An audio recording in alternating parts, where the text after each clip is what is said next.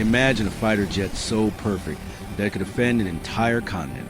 In the early 1980s, the greatest nations of Europe, Britain, Germany, Italy, Spain, and France, gathered in a room to build a single aircraft that would rule the skies for 50 years. It was supposed to be the ultimate symbol of unity. But instead of unity, there was ego. Instead of a handshake, there was a bitter divorce. France, believing its vision was superior, walked out of the room, slammed the door, and decided to build its own monster alone. The other nations banded together to build a rival. Today, nearly 40 years later, the result of that split has given us two of the deadliest machines on Earth. The Dassault Rafale, the Omnirole assassin from France, and the Eurofighter Typhoon, the kinetic beast from the coalition. They look similar. They fight for the same export contracts. They are born from the same DNA.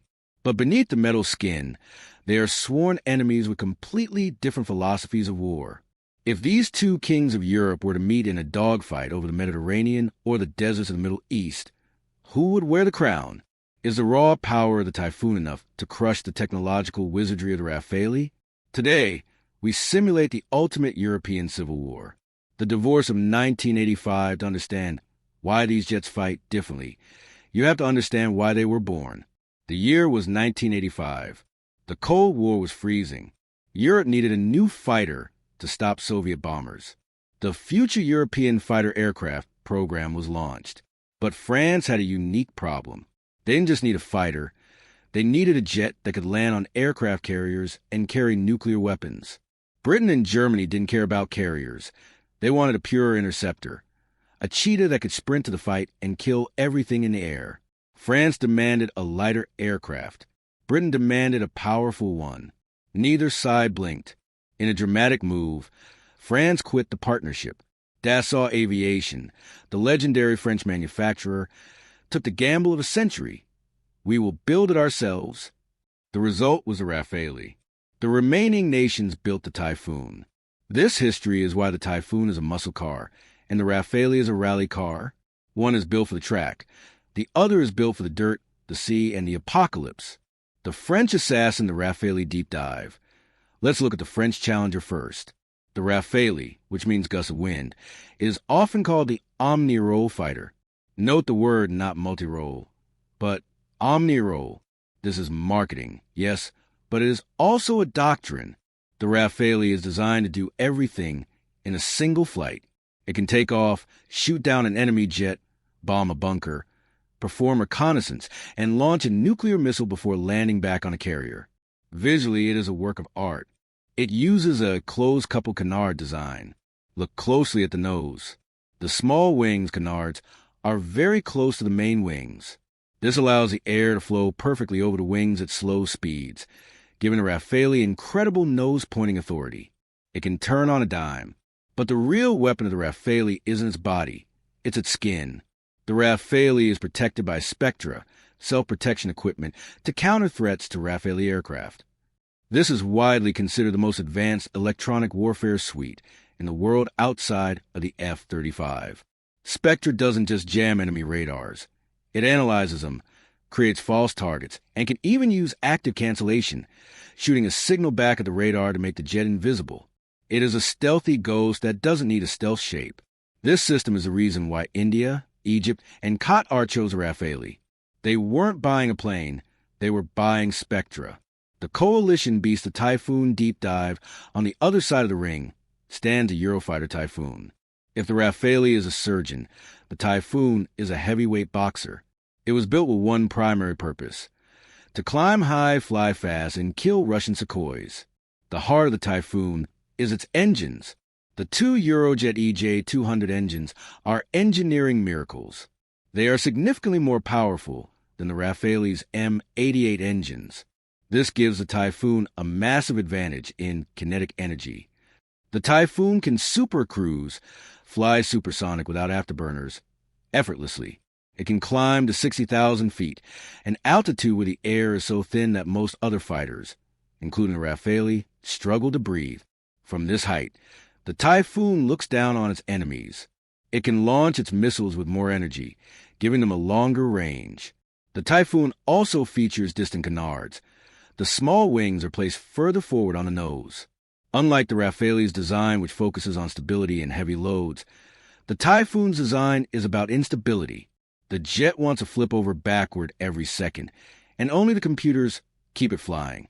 This instability translates into ferocious agility at supersonic speeds. At Mach 1.5, the Typhoon is likely the only jet in the world that can outturn an F-22 Raptor. It is a kinetic monster. The Indian decision why Rafale won this rivalry isn't just theoretical.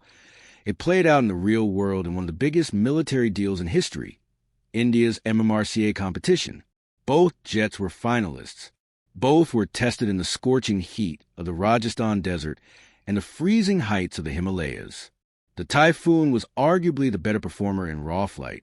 It was faster and had better thrust. So, why did India choose a Rafale? The answer lies in strategic independence. The Typhoon is built by four nations: UK, Germany, Italy, Spain.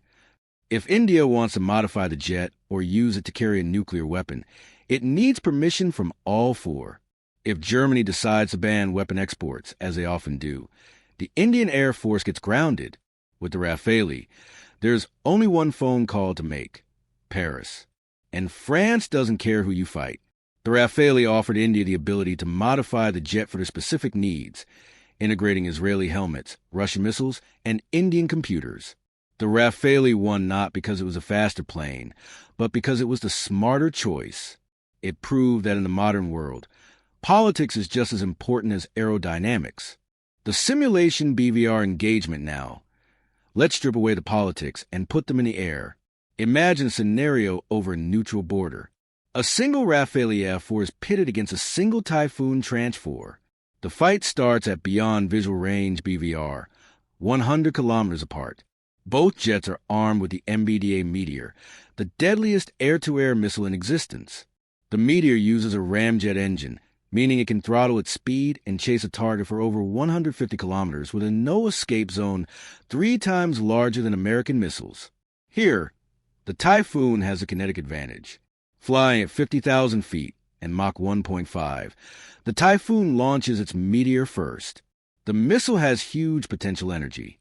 The Rafale, flying lower and slightly slower, is at a disadvantage. However, the Rafale activates SPECTRA. The Typhoon's capillary radar screams, trying to lock onto the French jet, but the SPECTRA system confuses the radar, creating ghost targets. The Typhoon pilot sees 3 Rafales on his screen. Which one is real? He hesitates. In that split-second hesitation, the Rafale's PESA/ASA radar finds a Typhoon. The Typhoon's large air intake and canards make it slightly more visible on radar than the Rafale, which uses more composite stealth materials. The Rafale fires back.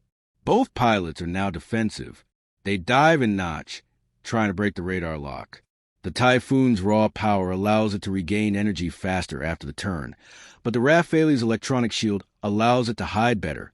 In the BVR arena, it is a clash between Typhoon's sniper rifle height/speed and the Rafale's invisibility cloak, SPECTRA. It is a draw. The simulation, the merge the missiles miss. The jets are now merging. They pass each other at a combined speed of 2,000 miles per hour. The fight enters within visual range, WVR. This is a knife fight in a phone booth. The Typhoon pilot pushes the throttle to full afterburner. The EJ-200 engines roar with 180 knots of thrust. He pulls the stick back, taking the fight vertical. The Typhoon shoots up like a rocket. His strategy is to use the vertical space to drain the Rafale's energy. The Rafale pilot knows he cannot match the Typhoon's climb rate. If he tries to follow the Typhoon up, he will stall. So, he plays to his strength, the instant turn.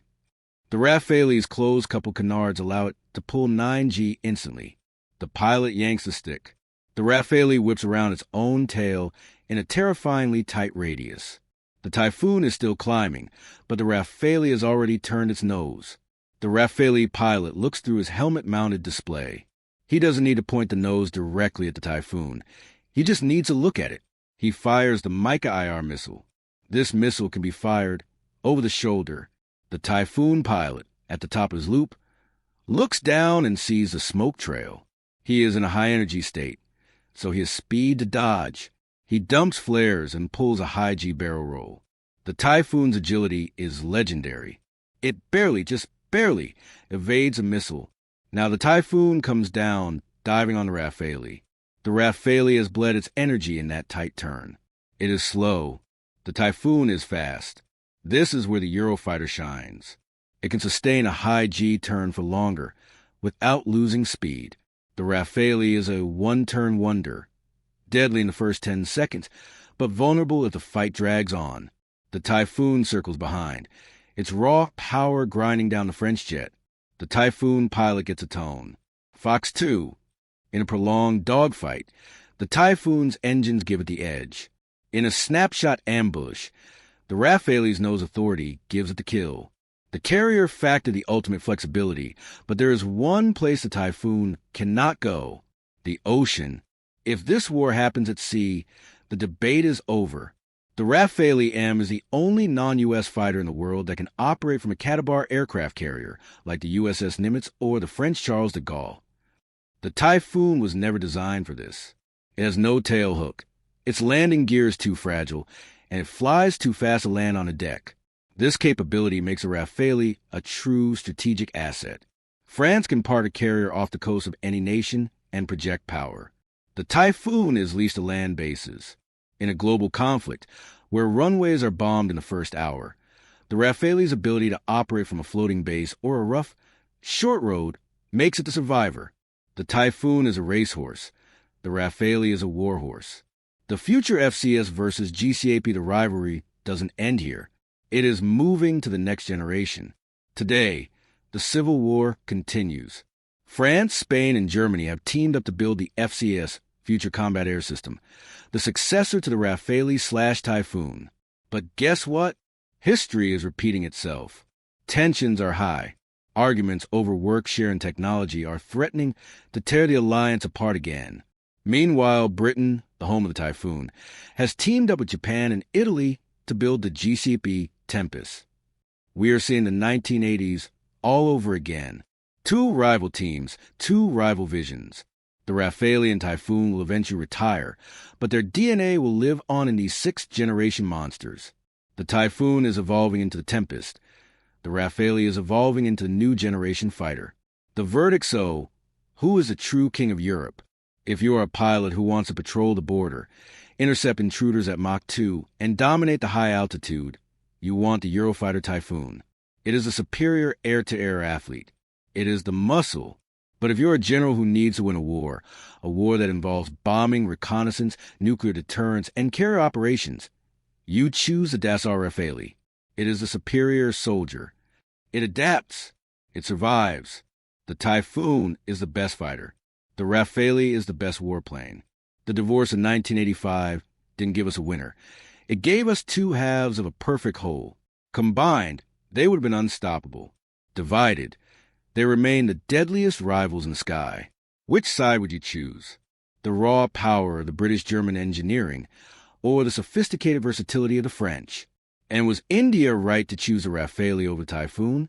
Let us know in the comments below.